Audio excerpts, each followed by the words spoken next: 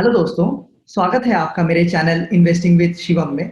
इस वीडियो में मैं Parag Pareek long term equity fund जो है, ये एक म्यूचुअल फंड है, इसका रिव्यू करूंगा मैं और आपको बताऊंगा कि मुझे ये म्यूचुअल फंड कैसा लगता है और मैंने इन्वेस्ट किया है या नहीं किया इस म्यूचुअल फंड में, वो मैं आपको लास्ट में बताऊंगा। मैं अपना व्यू भी दूंगा इस म्यूचुअल फंड पे।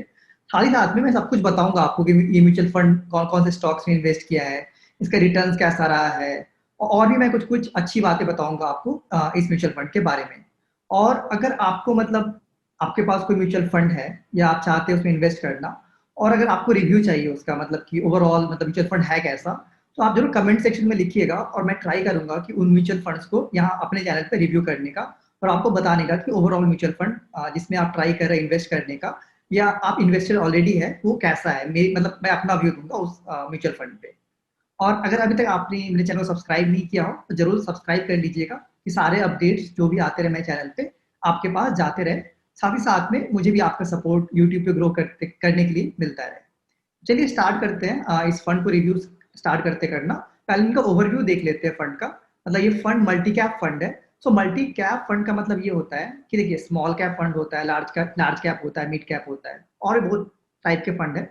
तो मल्टी कैप क्या होता है कि इसमें कोई लिमिट नहीं होता है, ये कोई भी सेक्टर में इन्वेस्ट कर सकती है, कोई भी टाइप ऑफ मतलब लार्ज कैप में भी कर सकती है, मिड कैप में भी कर सकती है, स्मॉल कैप में भी कर सकती है। कोई ऐसा लिमिट नहीं होता है कि 60% 70% लार्ज कैप में करना है, ऐसा कोई लिमिट नहीं है इस पे। तो वो मतलब इस टाइप की फंड मल्टी कैप फंड्स कहते हैं। और कोई भी सेक्टर में भी कर सकती है, इनको फार्मा सेक्टर में करना है, केमिकल्स में करना है, किसी में भी कर सकती है। तो इनका एसेट अंडर मैनेजमेंट देखेंगे तो 4000 करोड़ है, मतलब इनका एसेट अंडर मैनेजमेंट। मतलब बहुत सारे लोगों ने मतलब इस फंड में इन्वेस्ट किया है क्योंकि 4000 करोड़ का मतलब एसेट है इनके पास। और एक्सपेंस रेशियो देखिएगा तो 1.1% है।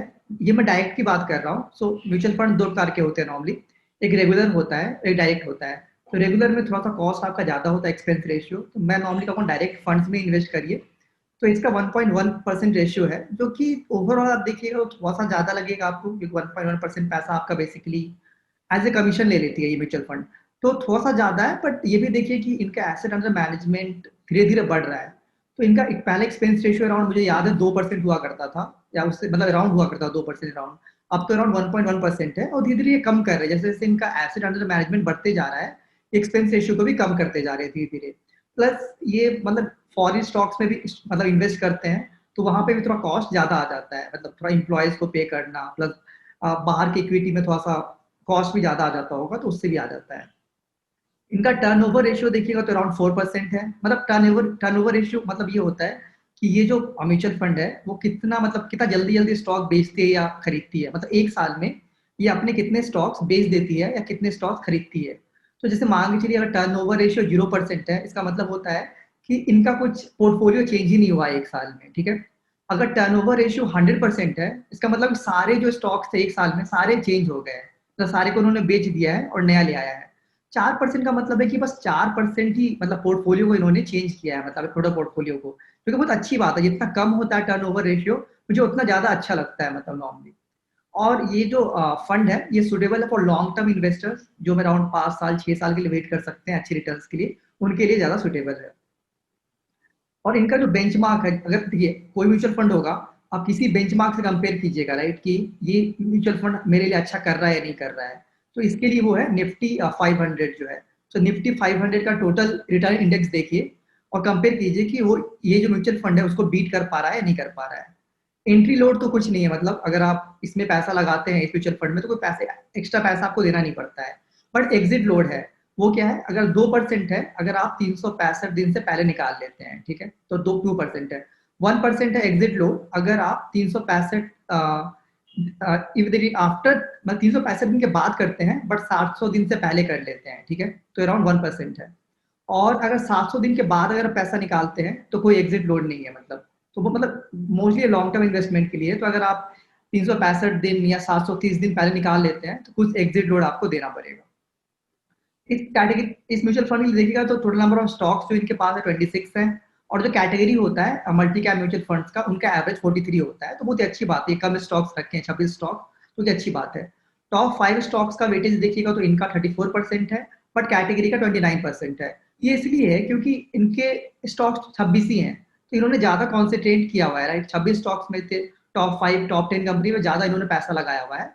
बट इनकी जो ओवरऑल जो इनका कैटेगरी है उसमें और सब मतलब म्यूचुअल फंड्स के पास ज्यादा स्टॉक्स रहता है, तो वो ज्यादा मतलब ज्यादा स्टॉक्स में लगाए रहते हैं, इसलिए उनका थोड़ा वेटेज कम हो जाता है। इनका टॉप 10 स्टॉक में वेटेज देखिएगा 60% है, मतलब 60% पैसा इन्होंने तो मतलब अपने 10 इनका टॉप 10 स्टॉक्स उस पर लगा दिया है। सेक्टर वाइज वेटेज देखिएगा तो टॉप 3 सेक्टर्स पे इन्होंने एक अराउंड 51% पैसा लगाया है, जो कि थोड़ा ज्यादा है कैटेगरी से, बट ये थोड़ा ज्यादा मतलब बेसिकली ये थोड़ा ज्यादा कॉन्सेंट्रेटेड टाइप के, मतलब टॉप 10 स्टॉक पे ज्यादा पैसा लगाते हैं उस टाइप की म्यूचुअल फंड है ये। इनका एवरेज मार्केट कैप देखिएगा अगर हर एक कंपनी का तो अराउंड 46,000 करोड़ है, बट कैटेगरी में थोड़ा ज्यादा होता है, जो कैटेगरी में है। होल्डिंग मतलब लार्ज कैप में होल्डिंग्स अराउंड 29% है, मिड कैप में होल्डिंग अराउंड 15% है, और स्मॉल कैप्स में अराउंड 16% है। बट एक चीज देखिए इसमें, ये एक्चुअली फॉरेन स्टॉक्स में भी इन्वेस्ट किए हुए हैं, जो कि अराउंड समथिंग 20 कुछ परसेंट है अराउंड फॉरेन स्टॉक्स में भी, तो वो यहाँ नहीं दिख रहा है इसलिए थोड़ा कम लग रहा है। बट वो भी लार्ज कैप है मोस्टली, जो बाहर जो इन्होंने इंडिया से बाहर जो स्टॉक्स में इन्वेस्ट किया है तो वो भी लार्ज कैप है, तो यहाँ पे 29% दिख रहा है। अगर उनको जोड़ दीजिएगा ज्यादा हो जाएगा, एक्चुअली 50% पार ही हो जाएगा लार्ज कैप में। इनका टॉप 10 होल्डिंग देखिएगा तो अमेजन है, जो कि सबसे टॉप पे अमेजन है, जो जिनका बेसिकली अमेजन बाहर की स्टॉक है, इंडिया की नहीं है, यूएस की कंपनी वहां लिस्टेड है। तो वहाँ 8.71% पैसा इन्होंने अमेजन पे लगाया है। अल्फाबेट जो कि गूगल मतलब बेसिक गूगल इसके अंदर आती है, गूगल जो कंपनी है वो अल्फाबेट के अंदर आती है, उस पर अराउंड 7.52% अपना पैसा लगाया इन्होंने। परसिस्टेंट सिस्टम जो है इंडियन कंपनी आईटी कंपनी है, इस पे 6.77% है। आईटीसी पे जस्ट इन्होंने रिसेंटली ऐड किया 1-2 मंथ पहले, उस पर अराउंड 6% पैसा लगाया इन्होंने अपना। बजाज होल्डिंग पे लगाया है 5 अराउंड 6%, एचडीएफसी बैंक पे अराउंड 6, एमफेसिस पे अराउंड 5.64%, फेसबुक जो कि एक फिर यूएस की कंपनी है उस पर 5.43%, हीरो मोटोकॉर्प ये जापानीज कंपनी है, सॉरी हीरो मोटोकॉर्प तो इंडियन कंपनी है सॉरी, इस पे around 5.35%, Suzuki motor Japanese company है उस पे अराउंड 3.64% लगाया है। मतलब देख सकते हैं फॉरेन इक्विटी लिखा हुआ है जहां जहां बाहरी कंपनीज है, तो उस पर भी इन्होंने पैसा लगाया है। अगर फॉरेन इक्विटी में देखिए सबसे ज्यादा अमेजन पे लगाया है, जो कि मतलब देखिए 27% इन्होंने अपना पैसा इंडिया से बाहर लगाया है, जो कि मैंने आपको शुरू में बताया था। तो ये सब लार्ज कैप स्टॉक्स है, जो भी इन्होंने पैसा है, बहुत बड़ी बड़ी कंपनी है ये। तो अमेजन में अराउंड 8% है, अल्फाबेट मतलब गूगल में अराउंड 7.52% है, फेसबुक में 5.43% है, सुजुकी मोटर कॉर्पोरेशन मतलब इंडिया की बेसिक मारुति सुजुकी जो कंपनी है राइट, वो इस सुजुकी मोटर मोटर कॉर्पोरेशन की सब्सिडरी है एक्चुअली, तो उसमें 3.64%। माइक्रोसॉफ्ट में भी इन्होंने पैसा लगाया है बट वो थोड़ा कम है 1.89%। अगर इनका ओवरऑल सेक्टर वाइज देखिएगा तो मतलब कंप्यूटर सॉफ्टवेयर में अराउंड 12% पैसा लगाए हैं, बैंक्स में अराउंड 12% पैसा लगा है, फार्मा कंपनीज में अराउंड 8% है, सिगरेट्स मतलब आईटीसी में 6% है, एनबीएफसी में 5.88 है, मोटरसाइकिल्स में 5.35 है, टायर्स में अराउंड 3.5 है। तो अच्छा खासा डाइवर्सिफिकेशन है इनका डिफरेंट सेक्टर्स में। चलिए इनका बता देता हूँ स्टॉक सेलेक्ट कैसे करते हैं इंडिया से बाहर की, तो वो भी इन्होंने बताया है, ये थोड़ा पहले का है, ये जो मैं शेयर कर 2018 में इन्होंने बताया था ये चीज, बट अभी भी मतलब वैलिड है इनके लिए। तो ये देखते हैं मतलब बाहर के स्टॉक मार्केट जो वेल डेवलप्ड है, वहाँ पे गुड गवर्नेंस है, फिर वहाँ पे स्टॉक मार्केट लिक्विड है, और ये ट्राई करते हैं इन्वेस्ट करने का लार्ज कंपनीज में, मतलब ऐसी कंपनी जो लार्ज हो, प्लस उनका ऑपरेशन ऐसा नहीं है कि बस यूएस में हो, उनका ऑपरेशन मल्टीपल कंपनीज में हो। जैसे अमेजन का एग्जाम्पल ही, वो बस यूएस में नहीं है, इंडिया में भी आप अमेजन पे शॉपिंग कर सकते हैं, और भी बहुत कंट्रीज में कर सकते हैं राइट, तो उस टाइप कंपनीज में, और जो रीजनेबली वैल्यूड हो, ऐसा नहीं कि कंपनी बहुत ओवर वैल्यूड है। और इसमें एक टैक्स का भी देखिए, टैक्स में आप सोचेंगे देखिए फॉरेन इक्विटी में जब आप मतलब इन्वेस्ट करते हैं, तो देखिए अगर अगर आप इंडियन स्टॉक मार्केट में 65% एंड एबव करते हैं तो आपको लॉन्ग टर्म अराउंड 10% का देना होता है। बट अगर आप 65% से कम करते हैं इंडियन इक्विटी मार्केट में इन्वेस्टमेंट, तब आपका फंड डेप्ट फंड बन जाता है और टैक्स स्ट्रक्चर डिफरेंट हो जाता है। तो इस फंड में आपको 10% ही long term capital gain tax देना होगा। और इन्होंने 5 रीजन बताया है क्यों, और इन्होंने 5 रीजन बताया है क्यों इन्होंने इंडिया से बाहर इन्वेस्ट किया है। मतलब तो पहला इन्होंने बताया है कि कंट्री रिस्क जो होता है राइट, अगर मान के चलिए कि पूरा पोर्टफोलियो अगर इंडिया में इन्वेस्टेड होता, मान के चलिए इंडिया में कोई पॉलिटिकल इशू आ गया, कोई वार आ गया राइट, या ड्रॉट आ गया, कुछ भी आ गया राइट, तो मतलब इंडिया में पूरा स्टॉक्स था राइट, तो वो आपका ओवरऑल पोर्टफोलियो बहुत ज्यादा ही डाउन चले जाएगा। बट मान के चलिए कि इंडिया में अराउंड मान लीजिए 60% इन्वेस्टेड है और 40% इंडिया से बाहर है, क्योंकि वो 40% मान के लिए इम्पैक्ट नहीं हुआ था जो यूएस की स्टॉक्स है, जापानीज स्टॉक्स है, तो कम से कम आपको ओवरऑल जो घटेगा मतलब रिटर्न्स कम होंगे, बट ओवरऑल उतना ज्यादा कम नहीं होगा जो पहले हुआ होता अगर आप बस इंडियन स्टॉक मार्केट में इन्वेस्टेड होते। दूसरा रीजन है कि विनर्स की प्रोडेटिंग। होता क्या है कि डिफरेंट टाइम पे डिफरेंट स्टॉक मार्केट अच्छा करती है, जैसे हो सकता है कि पिछले 5 साल में इंडियन स्टॉक मार्केट अच्छा करे, अगले 5 साल में यूएस ज्यादा अच्छा करे, और अगले 5 में भी हो सकता है जापानीज मार्केट ज्यादा अच्छा करे, राइट। तो ये चेंज होते रहता है, नॉर्मली ऐसा हमेशा नहीं होता है कि सब स्टॉक मार्केट एक ही टाइम पे अच्छा कर रही है, ऐसा मतलब हमेशा रोटेट होते रहता है इस टाइप का। तो इन्होंने रिजल्ट भी दिखाया, जैसे कि देख सकते हैं कभी मतलब यूएस कभी अच्छा कर रहा है, कभी इंडिया मतलब देख सकते हैं कभी इंडिया अच्छा कर रही है, मतलब डिफरेंट डिफरेंट टाइम पे डिफरेंट मार्केट्स अपना अच्छा रिटर्न देते रहती है। और रीजन है कि रिड्यूस पोर्टफोलियो वॉलेटिलिटी, मतलब कि देखिए कभी कभी क्या होता है कि अगर आप एक ही इंडिया में ही रखते हैं, राइट, तो इंडिया इमर्जिंग मार्केट है, तो इंडिया में थोड़ा पोर्टफोलियो मतलब थोड़ा ज्यादा जल्दी जल्दी मतलब जल्दी स्टॉक गिर भी जाता है, जल्दी बढ़ भी जाता है, राइट, उसका ज्यादा चांस रहता है। यूएस मार्केट ज्यादा स्टेबल है इंडिया से, ठीक है, तो वहां पे उतना ज्यादा मूवमेंट, बड़ा बड़ा मूवमेंट दिखता नहीं है, जैसे कि 6% गिर गया कोई बड़ा स्टॉक, ऐसे जल्दी दिखता नहीं है वहां पे। इंडिया में बड़े से बड़े स्टॉक 5-6% गिर जाते हैं, बट यूएस में उतना नहीं, यूएस ज्यादा स्टेबल है इस सेंस में। और एक और रीजन है कि वाइडर चॉइस है। देखिए इंडिया में आप टेक कंपनीज में इन्वेस्ट नहीं कर सकते हैं, राइट। अब वो कंपनी भले अमेजन अच्छा लगता है, गूगल अच्छा लगता है, फेसबुक अच्छा लगता है, बट आप इंडिया में वो लिस्टेड नहीं है, राइट। तो अगर आपको इन्वेस्ट करना है उन स्टॉक्स में, तो आपको यूएस मार्केट में जाकर खरीदना होगा स्टॉक्स को, राइट। इन्होंने बहुत एग्जाम्पल, जैसे स्टारबक्स अगर आपको अच्छा लगता हो, कोकोला अच्छा लगता हो, नाइक अच्छा लगता हो, सैमसंग, बोइंग, ये सब कंपनी अच्छा लगता हो, तो आप इंडिया में इन्वेस्ट नहीं कर सकते, मतलब इंडिया में ये लिस्टेड नहीं है, राइट। तो आपको बाहर ही इन्वेस्ट करना होगा। फिर वैल्यूएशंस की बात आ जाती है, तो इन्होंने कहा है क्या होता है ना, कभी देखिए बहुत सारी यूएस की कंपनीज है जिनकी सब्सिडरी, मतलब बहुत सी बाहर की कंपनी है जिनकी जो सब्सिडरी कंपनी होती है इंडिया में लिस्टेड है। एग्जाम्पल देता हूँ आपको, जैसे नेस्ले मान के चलिए, तो नेस्ले इंडिया की कंपनी नहीं है, वो यूएस की कंपनी है, ठीक है, बट नेस्ले इंडिया उनकी एक सब्सिडरी है जो इंडिया में लिस्टेड है। इसी तरह बहुत सारे 3M है, सुजुकी है, एबीबी है, बहुत सारी कंपनी ऐसे हैं। तो देखिए क्या होता है, प्राइस अर्निंग रेशियो देखिए, और इंडियन कंपनीज का जो है जो लिस्टेड इंडिया में है उनका बहुत ज्यादा रहता है compare to the parent company जो ओवरसीज में लिस्टेड है, आप देख सकते हैं। नेस्ले का अगर आप ओवरसीज की कंपनी देखेंगे, जो पेरेंट कंपनी है उनका प्राइस अर्निंग 31 है, बट इंडिया में जो है लिस्टेड है उसका अराउंड 70 है अराउंड। तो वैसे इन्होंने एग्जाम्पल दिया है कि उनको थोड़ा अच्छे वैल्यूएशन में मिल जाता है कंपनी बाहर, क्योंकि दोनों का बिजनेस तो सेम ही है, राइट। नेस्ले इंडिया ले लीजिए या नेस्ले बाहर के ले लीजिए, दोनों का बिजनेस तो सेम ही है, राइट। अब चलिए रिटर्न्स देखते हैं। मैंने ओवरऑल आपका इनको समझा दिया आपको कि ये किस स्टॉक्स में इन्वेस्ट करते हैं। जैसे फॉरेन स्टॉक्स में भी इनका अराउंड 25% से ज्यादा लगा हुआ है पैसा, फेसबुक, गूगल, माइक्रोसॉफ्ट, अमेजन, ये सब में, सुजुकी में भी इनफैक्ट। और क्यों इन्होंने निवेश किया, इन्होंने रीजन ही बताया है आपको। तो अब इनका रिटर्न्स देखते हैं। चलिए ये सब तो सही है, इनका रिटर्न्स कैसा रहा है। मैं कंपेयर करता हूँ कि मतलब स्टार्टिंग से कितना है, मतलब 2013 में ये फंड स्टार्ट हुआ था तो तब से रिटर्न देखिए, यहाँ पे मैं निफ्टी 500 से कंपेयर कर रहा हूँ क्योंकि ये इनका बेंचमार्क इंडेक्स है। हमेशा बेंचमार्क इंडेक्स से कंपेयर करना चाहिए रिटर्न्स को। सो अगर आप इनका रिटर्न्स देखिएगा, जब से ये स्टार्ट हुआ 2013 से इनका फंड स्टार्ट हुआ, ये वाला लॉन्ग टर्म वाला जो है, पारंपरिक लॉन्ग टर्म फंड जो है 2013 शुरू हुआ है, तो आप देख सकते हैं अगर कंपेयर कीजिएगा आप निफ्टी 500 से, तो इनका रिटर्न्स रहा है, मतलब इस जो म्यूचुअल फंड है पराग पारिक का, इनका अराउंड 17% रिटर्न रहा है सिंस स्टार्ट, जब से स्टार्ट हुआ है म्यूचुअल फंड।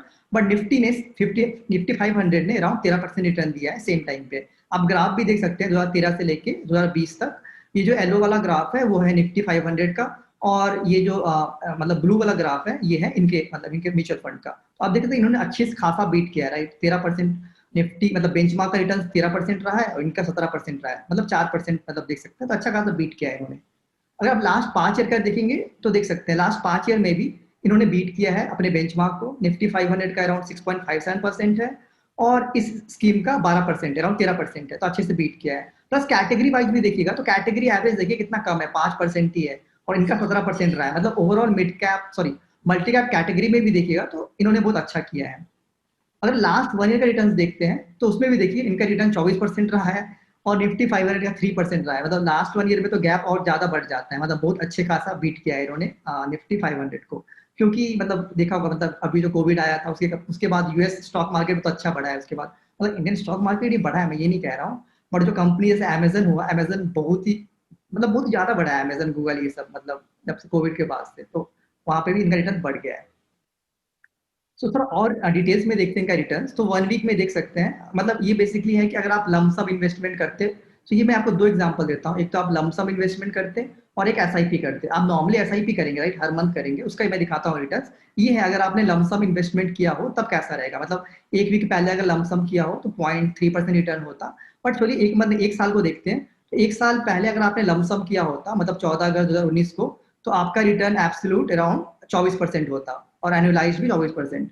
अगर आप 2 साल पहले करते तो अराउंड मतलब एब्सोल्यूट, हम लोग एनुअलाइज रिटर्न्स देखते हैं क्योंकि एब्सोल्यूट रिटर्न्स मतलब सीएजीआर रिटर्न देखना ज्यादा अच्छा होता है, राइट, कंपाउंडेड रिटर्न कितना है। तो 2 साल में वो कंपाउंड रिटर्न 10 साल मिलता लमसम पे। 3 साल पे अगर आप करते तो 13% मिलता, 5 साल पहले किए होते तो 12 मतलब अराउंड 13% मिलता, और सिंस इंसेप्शन मतलब 2013 से जो मैंने पहले दिखाया आपको, तो आपको अराउंड 17% रिटर्न मिलता। 17% बहुत ही अच्छा रिटर्न है, राइट? इनफैक्ट 12-13% भी बहुत ही अच्छा रिटर्न है म्यूचुअल फंड में ओवर 5-6 साल, मुझे लगता है। और एक और चीज देखिए, ये अपने कैटेगरी में देखिए, रैंक देखिए इनका ओवर 2 ईयर, 3 ईयर, 5 ईयर और 2013 से सब में ये फर्स्ट पे है, राइट? आउट ऑफ 58 36 जो म्यूचुअल फंड्स हैं इतने लॉन्ग टर्म वाले मल्टी कैप में, ये टॉप पे है उसमें लॉन्ग टर्म रिटर्न्स में। इनका एसआईपी रिटर्न्स देखिए, देखिए नॉर्मली आप एसआईपी करिएगा, राइट? हर एक मंथ कुछ पैसा डालिएगा एक म्यूचुअल फंड में, राइट? तो इसलिए एसआईपी रिटर्न्स देखना ज्यादा सही रहता है। तो इनका 1 ईयर में एसआईपी रिटर्न्स देखिएगा तो 37% है, क्योंकि अभी बहुत ही अच्छा किया है ये। अगर आप एसआईपी किए होते, मतलब जैसे आप एसआईपी स्टार्ट किए हुए थे 14 अगस्त 2019 को, और हर एक मंथ अगर आप एक एक हजार रुपया किए होते इन्वेस्ट, तो आपका रिटर्न 37% रहता। 2 साल में 20%, ये एनुअलाइज्ड है, कंपाउंडेड है। 3 साल में 15% और 5 साल में अराउंड फिर से 15%। मतलब आप देख सकते हो, तो ओवरऑल एसआईपी रिटर्न इनका बहुत अच्छा रहा है, 15% का रिटर्न, और अभी के टाइम पे 20% का रिटर्न बहुत ही अच्छा रिटर्न है। मतलब 15-20% रिटर्न मिल जाना, मतलब आप एक्सपेक्ट मत कीजिए कि जो रिटर्न 37% मिल रहे हैं और 20% जो पिछले 1-2 साल में मिला है वो आपको 5 साल में भी मिलेगा, मतलब इतना एक्सपेक्ट मत कीजिए। वो जो 5 साल आपको अराउंड दिख रहा है 14-15%, वो आप एक्सपेक्ट कीजिएगा 12-14-13% इस टाइप का। रिस्क भी बता दो, चलिए आपको मैंने बहुत अच्छी बात तो बता दी इस मतलब म्यूचुअल फंड के बारे में, कुछ रिस्क भी बता देता हूँ। देखिए ये इक्विटी म्यूचुअल फंड्स में, सॉरी, इक्विटी मार्केट में करती है, स्टॉक मार्केट में इन्वेस्ट करती है। तो इक्विटी रिस्क तो है ही, मतलब अगर इंडिया का इकोनॉमी अच्छा नहीं किया, यूएस का इकोनॉमी अच्छा नहीं किया, तो ऑफकोर्स यहाँ पे आपको मतलब रिटर्न्स कम मिलेगा आपको। एक और रिस्क यहाँ पे ये भी है, करेंसी रिस्क भी है। ये क्यों है? क्योंकि देखिए ये जो इन्वेस्ट करते हैं ये डॉलर में करते हैं, राइट? बाहर के जो स्टॉक्स में करते होंगे जैसे फेसबुक में, गूगल में, ये डॉलर्स में करते हैं, राइट? तो जब ये बेचेंगे उन स्टॉक्स को, तो इनको पैसा मतलब डॉलर से कन्वर्ट करके रुपीज में मिलेगा, राइट? वो डॉलर कन्वर्ट हो जाएगा रुपीज में। अब अगर मान के चलिए रूपी स्ट्रॉन्गर हो जाता है, मतलब रूपी का वैल्यू बेसिकली कम हो जाता है, राइट? मान के 70 हो गया, 65 हो गया, राइट? मान के चलिए बाद में जाके, तो आपका जो यूएस जो डॉलर जो कन्वर्ट होगा रुपीज में, वो थोड़ा कम होगा, राइट? मतलब मान के चलिए आपने इन्वेस्ट किया जब रूपी था 75 पे, ठीक है? आपने इन्वेस्ट किया, मान के चलिए उस कंपनीज में इस फंड ने इन्वेस्ट किया 75 जब रूपी का वैल्यू था, राइट? बट उस टाइम मतलब कुछ कन्वर्ट किया होगा, इस रूपी को इन्होंने डॉलर में कन्वर्ट किया होगा और फिर इन्वेस्ट किया होगा इंडिया से बाहर वाले स्टॉक्स में। बट जब उल्टा वो बेच के ला रहे हैं, मतलब बेच रहे हैं और फिर पैसा जो आ रहा है उनका, अब उस टाइम क्या हुआ कि रूपी का वैल्यू 70 हो गया 75 से, मान के चलिए, ठीक है? तो अब थोड़ा आप समझ सकते हैं, कन्वर्ट थोड़ा कम होगा पैसा, राइट? क्योंकि उस टाइम रूपी अब स्ट्रॉन्ग बन गया है, तो उनको थोड़ा कम पैसा मिलेगा कंपेयर टू पहले, राइट? तो यहाँ पे थोड़ा रिस्क रहता है इसमें। तो बेहतर आपका रिटर्न बस रूपी स्ट्रॉन्ग बन जाए उसके कारण भी घट सकता है। हो सकता है कि बाहर के स्टॉक्स अच्छा करे, अमेजन अच्छा करे, गूगल अच्छा करे, बट क्योंकि रूपी स्ट्रॉन्ग बन गई है और मतलब रूपी 70-65 पे आ गई है, उसके कारण वो रिटर्न थोड़ा कम हो सकता है। ये भी रिस्क है जो आपको जानना चाहिए। चलिए मैं अपना व्यू बता देता हूँ लास्ट में, जो हमेशा मैं करता हूँ, किसी भी स्टॉक का एनालाइज करता हूँ, म्यूचुअल फंड को करता हूँ, तो मैं अपना पर्सनल व्यू जरूर देता हूँ उस पर। तो मैं पर्सनली तो खुद इन्वेस्टेड हूँ इसमें, मुझे बहुत ही अच्छा लगता है ये म्यूचुअल फंड। और इनका जो मतलब अब इन्वेस्टिंग का टाइप देखिएगा, राइट? तो इनका क्या है, बाय एंड होल्ड इन्वेस्टिंग है, मतलब खरीद लो अच्छे स्टॉक्स को, रिसर्च करो और उनको रखे रहो जब तक उन्हें लगे नहीं कि कुछ इश्यूज आ रहा है स्टॉक्स के साथ, राइट? इनका टर्नओवर रेशियो वो दिख जाता है, ये जल्दी स्टॉक्स को ज्यादा मतलब बेचते और खरीदते जाता नहीं है। 4% ही इनका टर्नओवर रेशियो, जो कि मैंने पहले बताया आपको। और देखिए ये जो बहुत सारे बिग टेक कंपनीज ने इन्वेस्ट किए हैं जो इंडिया से बाहर, बड़ी बड़ी टेक कंपनीज है, वो अभी भी मतलब कोविड के टाइम भी उनका अर्निंग्स बढ़ रहा है, राइट? कुछ इम्पैक्ट नहीं पड़ रहा उनके अर्निंग्स पे। वो सब कंपनी बहुत ही बड़ी हो गई है, मतलब $1 ट्रिलियन मार्केट कैप है अमेजन, ये सब का, माइक्रोसॉफ्ट का, राइट? इतनी बड़ी बड़ी कंपनीज हो गई हैं। तो मुझे लगता है ये सब कंपनी मतलब कुछ भी आ जाए, मतलब हर जगह अमेजन गूगल कौन यूज नहीं करता, मतलब कुछ भी आ जाए, कोविड आ जाए, कुछ भी आ जाए, लोग यूज करते ही हैं उसे, राइट? उनका पैसा हमेशा आते ही रहता है। और इंडियन स्टॉक्स में भी इनका अच्छा डाइवर्सिफिकेशन है, अच्छा अच्छे से स्टॉक्स इन्होंने सेलेक्ट किया है, ITC, HDFC bank, Bajaj holdings, hero MotoCorp, बहुत अच्छे अच्छे स्टॉक्स इंडियन स्टॉक्स में भी लगाया है इन्होंने पैसा। एक चीज और जो डिफरेंस मुझे लगता है कंपेयर टू, मतलब देखिए इनके पास एक दो मतलब ये जो पराग पारिक इनका जो मतलब म्यूचुअल फंड का हाउस है, ये दो तीन इनके पास दो तीन ही फंड्स हैं, और ये अच्छे से मतलब क्या करते हैं ना, इन्वेस्टर्स को अच्छे से बताते हैं कि ये क्यों, अगर किसी कंपनी इन्वेस्ट करते हैं तो एक वीडियो बना के, इनका इन्वेस्टर मीट होता है, ये वीडियो बना के, यूट्यूब चैनल है इनका पफास म्यूचुअल फंड, तो उस पर भी आप जाकर सब्सक्राइब कर सकते हैं। ये बताते हैं कि इन्होंने क्यों इन्वेस्ट किया इस स्टॉक में, राइट? रीजन बताते हैं, जो कि और सब म्यूचुअल फंड तो नहीं करती है वैसे। इनका ट्विटर पे भी हैंडल है जो यहाँ पे आपको मैंने दिया है, तो वहाँ भी फॉलो कर सकते हैं। इनका इन्वेस्टर मीट भी होता है, आई थिंक मुंबई में होता है, बैंगलोर में भी होता है। तो आप खुद अगर इसके शेयर होल्डर है, मतलब शेयर होल्डर नहीं, मतलब अगर आपने इनके म्यूचुअल फंड में इन्वेस्ट किया है तो आप भी अटेंड कर सकते हैं। ये वहाँ पे आप क्वेश्चन पूछ सकते हैं इनसे जाके कि मतलब कुछ भी क्वेश्चन हो आपके पास तो। और मैं आपको मतलब रिकमेंड करूंगा कि एसआईपी स्टार्ट करने के लिए, अगर आपने नहीं किया है तो मुझे पर्सनली बहुत ही अच्छा फंड लगता है।